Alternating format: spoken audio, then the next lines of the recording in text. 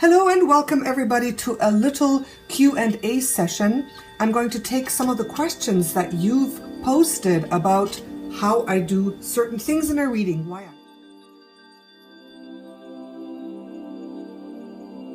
Why I shuffle forever, how I do the Celtic cross, how I do reversals, how I flip the cards. I've just read some comments a few times, so I want to answer those things just to let you know a little bit how I do this and how it works for me.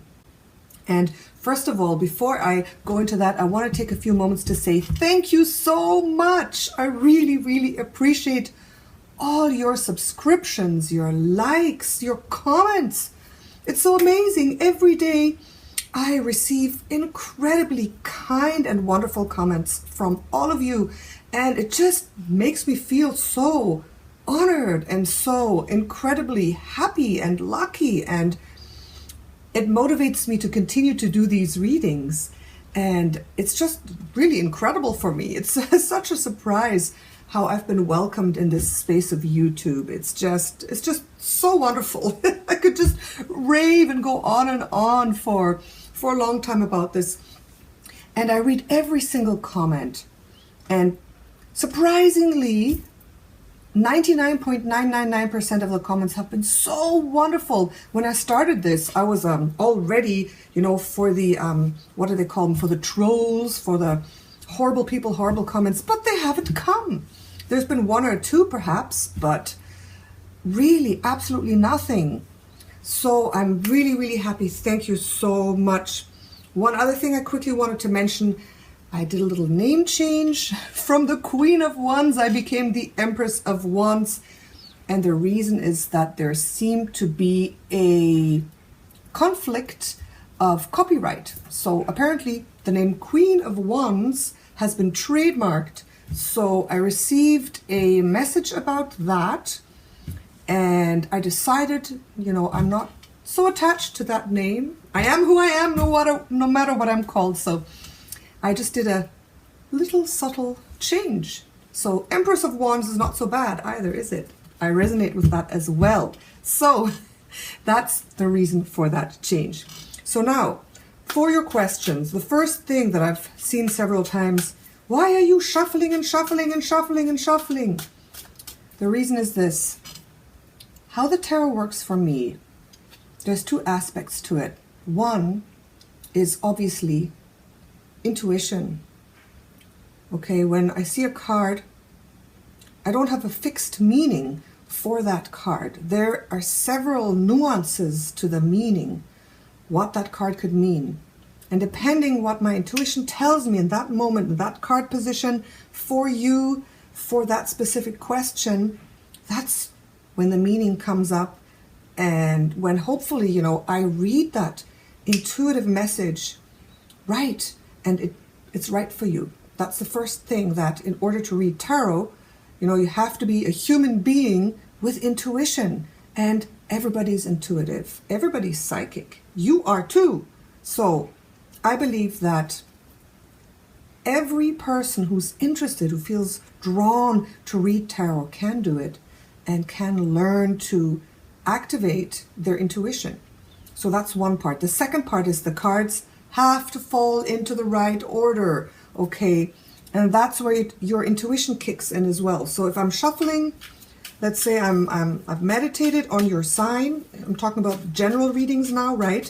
And general readings are hard, my friends. They are hard because if it's you and me, one-on-one, you ask me a question, I can zone and zoom in on your personality, on your person, on your story, on your soul, on your situation. Then of course it's easier to receive the right answers, the right messages.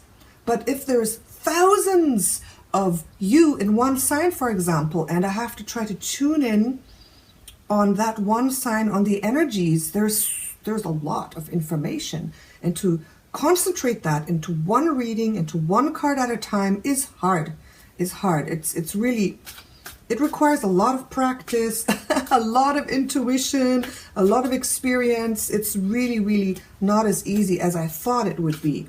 So in that case, it's important. You see, I'm doing it. It's just I'm doing it to demonstrate. So what I have to do is I'm concentrating, for example, on Gemini. Gemini, May, I've meditated on Gemini. I've brought into my consciousness the energy of Gemini. I try to look into May, for example, and I try to feel the energies, and I try to envision that. And then I shuffle that question, that energy into the cards. And that's where the second aspect of shuffling the cards, of laying out the cards, takes place.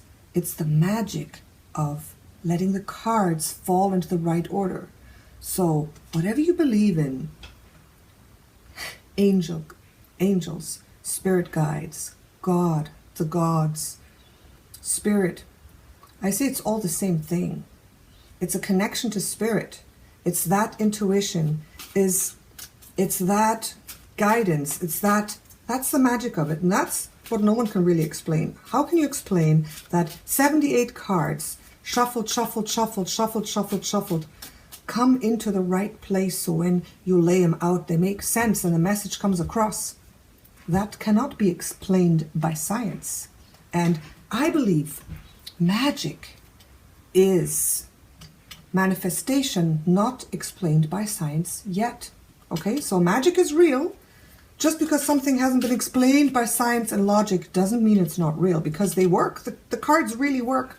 So that's why I shuffle, because I want to give the cards the opportunity, those 78 cards, the opportunity to fall into the right place. The Celtic Cross has 10 positions, so the 10 first cards have to be right. They have to be correct.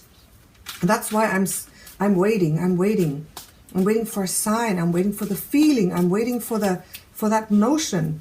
I'm waiting for the moment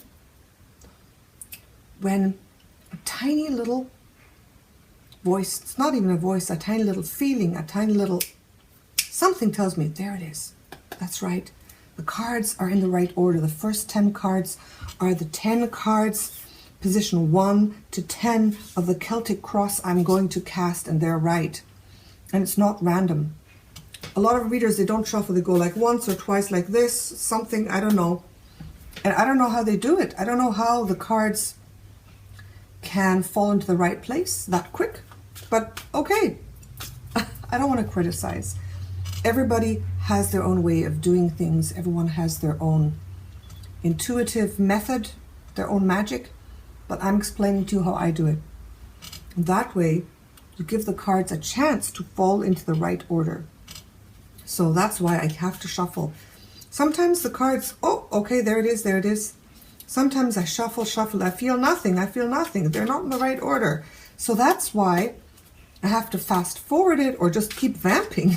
I have to keep talking because I have to keep concentrating. And I mean, I could do this whole thing before I turn the camera on, but would I be credible if I turn on the camera and say, oh, I've shuffled the cards and I'll lay them out, and you'll probably think I rearranged them or something.